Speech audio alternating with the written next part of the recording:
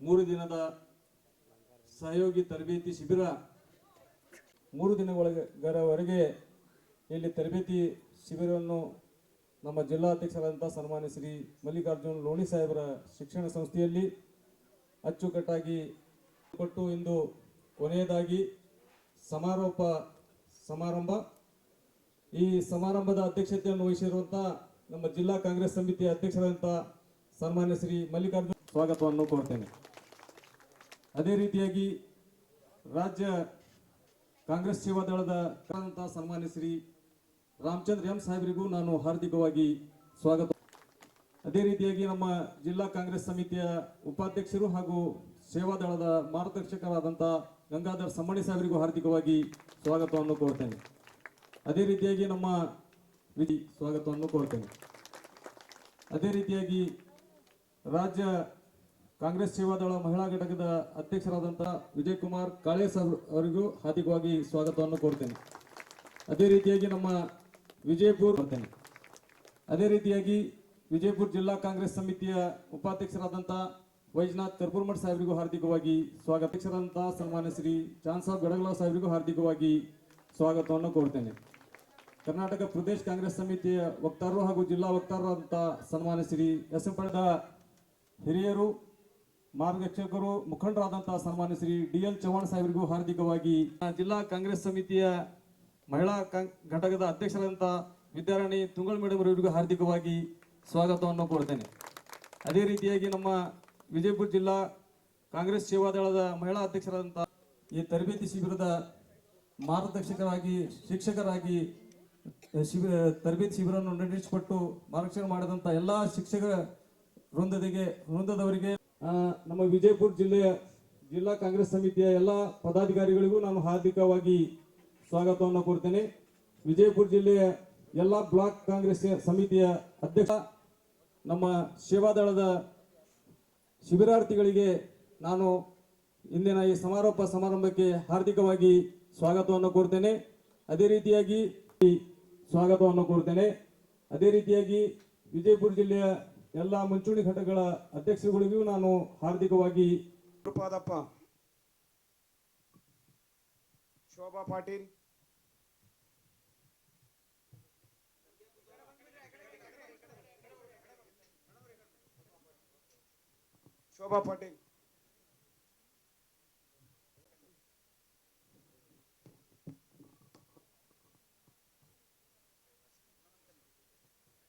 ಶೈಲಾಶ್ರೀ ಜಾಧವ್,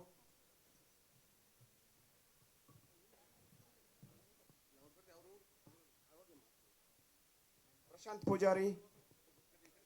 ಯಾಕಂದ್ರೆ ಯಾವುದೇ ಅಹಿತಕರ ಘಟನೆ ಆಗದೆ, ಯಾರೂ ಒಬ್ರಿಗೊಬ್ರು ಏನು ಸಮಸ್ಯೆಯನ್ನ ಮಾಡದೆ, ತಾವೆಲ್ಲರೂ ಏನು ಕೂಡಿ ಬಾಳಿ 3 ದಿವಸ ತಾವೆಲ್ಲರೂ ಅತ್ಯಂತ ವಿನಯದಿಂದ ತಮ್ಮ ಕಾರ್ಯವನ್ನು ಏನು ಮಾಡಿದಿರಿ ಅದಕ್ಕೆ ನಾನು ಅಭಿನಂದನೆಗಳನ್ನು ಕೃತಜ್ಞತೆಗಳನ್ನು ಮೊದಲು ಹೇಳಕ್ಕೆ ಇಚ್ಛೆ ಪಡ್ತಾ ಇದ್ದೀನಿ.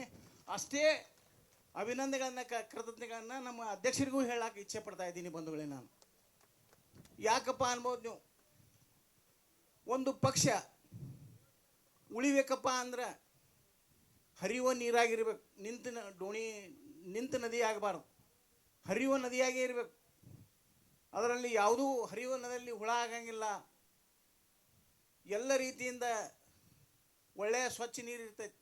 ಆದ್ರೆ ಅದು ನಿಂತ ನೀರು ಇತ್ತಪ್ಪ ಅಂದ್ರೆ ಹಂಗೆ ಎಲ್ಲ ಹುಳ ಉಪ್ಪುಡಿ ಎಲ್ಲ ಆಗ್ತಾವ. ಅದಕ್ಕೆ ಏನಪ್ಪ ಅಂದ್ರೆ ನಮ್ಮ ಅಧ್ಯಕ್ಷರಿಗೆ ನಾನು ಬಹುಶಃ ನಾನು ಬೇರೆ ಪಕ್ಷದಿಂದ ಬಂದವನಿರ್ಬೋದು, ಆದರೆ ಇಲ್ಲಿ ನನಗೇನು ಸಂತೋಷ ಅನಿಸೈತಪ್ಪ ಅಂದ್ರೆ ಯಾವಾಗ ಲೋಣಿಯವರು ಅಧ್ಯಕ್ಷರಾಗ್ಯಾರ ಅಂದಿನ ಹಿಡಿದು ಕಾರ್ಯಕ್ರಮಗಳ ಮೇಲೆ ಕಾರ್ಯಕ್ರಮ ನಡೀತಾ ಇದೆ. ಇದು ಸಂತೋಷದಾಯಕ ವಿಷಯ ಬಂಧುಗಳೇ, ಶ್ರದ್ಧೆಯ ತಾಯಂದಿರೇ. ಬಂಧುಗಳೇ, ಇವತ್ತು ನೋಡಿ, ಭಾರತ ದೇಶ 47ರಲ್ಲಿ ಸ್ವತಂತ್ರ ಪಡೀತು. ಸ್ವಾತಂತ್ರ್ಯ ಪಡಿಬೇಕಾಗಿತ್ತಪ್ಪ ಅಂದ್ರೆ 47ಕ್ಕೆ ಮುಂಚೆ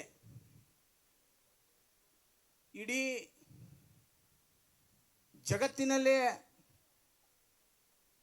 ಜಗತ್ತಿನ ಇತಿಹಾಸವನ್ನು ತೆಗೆದುಕೊಂಡು ನೋಡಿದ್ರೆ ಅತ್ಯಂತ ಪುರಾತನ ಸಂಸ್ಕಾರ ಸಂಸ್ಕೃತಿ ಹೊಂದಿದಂಥ ಈ ನಾಡು ಭಾರತ ದೇಶ ಹ್ಯಾಂಗಿದೆಯಪ್ಪ ಅಂದ್ರೆ ಜಗತ್ತಿನ ಜಗನ್ಮಾತೆ ಅನಿಸ್ಕೊಂಡಿತ್ತು. ಒಂದು ಸಮಯದೊಳಗೆ ಜಗತ್ತಿನ ಜಗನ್ಮಾತೆ ಅನಿಸ್ಕೊಂಡಿತ್ತು. ಆದರೆ ಬಂಧುಗಳೇ, ಇವತ್ತು ಬರ್ತಾ ಬರ್ತಾ ಏನಾಗಿದೆ ಈ ದೇಶಕ್ಕೆ ಏನೂ ತೋಚ್ತಾ ಇಲ್ಲ. ಮತ್ತು ವಿಶೇಷ ಏನಪ್ಪ ಪರಿಸ್ಥಿತಿ, ಯಾವ ಪರಿಸ್ಥಿತಿಯಲ್ಲಿದ್ದೀವಿ, ಯಾವಾಗ ಬಾಂಬ್ ಬೀಳ್ತೈತಿ, ಯಾವಾಗ ಏನಾಗ್ತೈತಿ, ಎಲ್ಲಿ ಏನಾಗ್ತೈತಿ ಅನ್ನೋದು ನಮಗೂ ಗೊತ್ತಿಲ್ಲ, ನಿಮಗೂ ಗೊತ್ತಿಲ್ಲ. ಇವತ್ತಿನ ಪರಿಸ್ಥಿತಿ ಒಳಗೆ ಯಾವಾಗ ಏನಾಗ್ತೈತೆ ಅದು ನಮಗೂ ಗೊತ್ತಿಲ್ಲ, ನಿಮಗೂ ಗೊತ್ತಿಲ್ಲ. ಬಂಧುಗಳೇ, ಈ ಪರಿ ದೇಶ ಆಳುವ ಬಂಧುಗಳೇ, ತಾವು ಬಹಳಷ್ಟು ಯೋಚನೆ ಮಾಡಿರಿ. ತಾಯಿ ಭಾರತಾಂಬೆಗೆ ಸರ್ವಸ್ವವನ್ನು ಸಮರ್ಪಣೆ ಮಾಡಿ ಬಹಳಷ್ಟು ಯುವಕರು ತಮ್ಮನ್ನು ತಾವು ದೇಶಕ್ಕೆ ಹೇಗೆ ಅಂದ್ರೆ ಒಂದೇ ಮಾತರಂ ಅಂತ ಇಡೀ ಜಗತ್ತಿಗೆ ಒಂದೇ ಮಾತರಮದ ಸಂದೇಶವನ್ನು ಕೊಟ್ಟು ಕಳಿಸಿ ನಗನಗತಾ ನೇಣಿಗೇರ್ಯಾರ್ರಿ. ನಗನಗತಾ ನೇಣಿಗೇರ್ಯಾರ. ಕೇವಲ 17 ವರ್ಷದ ಭಗತ್ ಸಿಂಗ್, ಖುದೀರಾಮ್, ಬಹಳಷ್ಟು ಜನರು ನೀವು ನೋಡಿ, ಭಾರತ ಮಾತೆಯ ಇತಿಹಾಸವನ್ನು ತೆಗೆದುಕೊಂಡ್ರೆ ನೀವು ನೋಡಿ ಹೆಂಗಪ್ಪ ಅಂದ್ರೆ ಮಹಾತ್ಮ ಗಾಂಧಿಯವರು ಈ ದೇಶದಲ್ಲಿ ದಕ್ಷಿಣ ಆಫ್ರಿಕಾದಿಂದ ಬಂದ ಮ್ಯಾಗ ಅವರು ಪ್ರವಾಸ ಮಾಡ್ತಾ ಸಂಘಟನೆಯನ್ನು ಮಾಡಿದ್ದಾರೆ, ಕಾಂಗ್ರೆಸ್ಸಿನ ಸಂಘಟನೆ ಮಾಡಿದ್ದಾರೆ.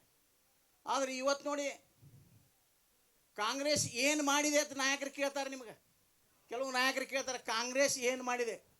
ನಾನೇನು ಹೇಳಕ್ಕೆ ಇಚ್ಛೆ ಪಡ್ತಾ ಇದ್ದೀನಪ್ಪ ಅಂದ್ರೆ ಕಾಂಗ್ರೆಸ್ ಇರಲಿಲ್ಲ ಅಂದ್ರೆ ನಮ್ಮ ದೇಶಕ್ಕೆ ಸ್ವಾತಂತ್ರ್ಯನೇ ಸಿಗ್ತಿತ್ತಿಲ್ಲ ಅನ್ನುವಂಥ ಮಾತನ್ನು ಹೇಳಕ್ಕೆ ಇಚ್ಛೆ ಪಡ್ತಾ ಇದ್ದೀನಿ. ಬಂಧುಗಳೇ, ನೀವು ನೋಡಿ ಯೋಚನೆ ಮಾಡಿ.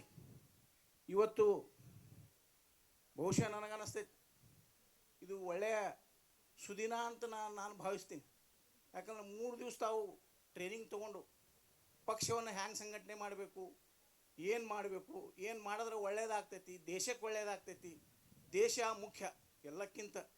ಇವತ್ತು ನೋಡಿ ನಮ್ಮವರೇ ಆದಂಥ ಕರ್ನಾಟಕದ ಹರ್ಡಿಕರ್ ಅವರು 1923ರಲ್ಲಿ ಡಿಸೆಂಬರ್ 27ರಂದು ಒಂದು ಸೇವಾದಳ ಅನ್ನುವಂಥ ಹೆಸರನ್ನು ಇಟ್ಟು ಒಂದು ದಳ ಸ್ಥಾಪಿಸಿದ್ರು. ಸೇವಾದಳ ಇದ್ದಿತ್ತಿಲ್ಲ ಆ ಟೈಮ್ನಾಗ, ಹಿಂದೂಸ್ತಾನಿ ದಳ ಅಂತಿತ್ತು. ಫಸ್ಟ್ ಹಿಂದೂಸ್ತಾನಿ ದಳ ಅಂತಿತ್ತು.